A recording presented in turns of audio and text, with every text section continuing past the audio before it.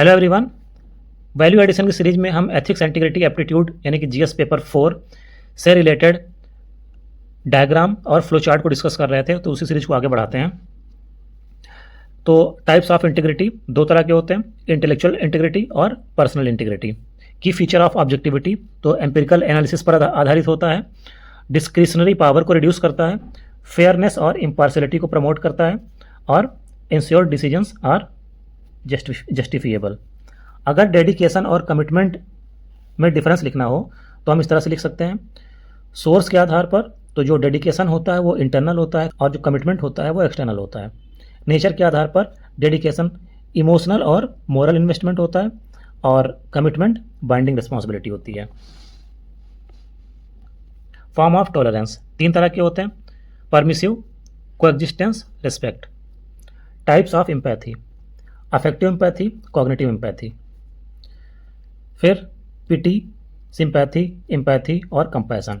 जब एम्पैथी में एक्शन जोड़ देते हैं तो कंपैशन बन जाता है, यानी ये हाई डिग्री होती है। सबसे हाई डिग्री कंपैशन होता है और सबसे लो डिग्री पिटी होता है।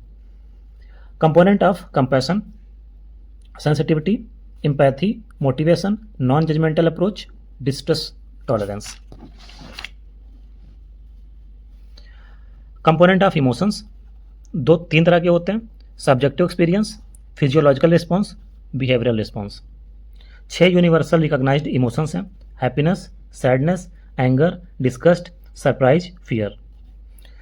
एटीट्यूड फॉर्मेशन के 3 स्टेज हैं, early childhood, adolescent, adulthood. Political ideology 3 होती हैं, left, centre, right. Type of political attitudes, parochial मतलब जिन लोगों को पॉलिटिक्स में बिल्कुल इंटरेस्ट नहीं होता है।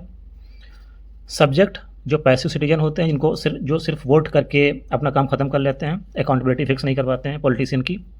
एक होते हैं एक्टिव, ये एक्टिव सिटीजन होते हैं, पार्टिसिपेटिव इनको बोलते हैं।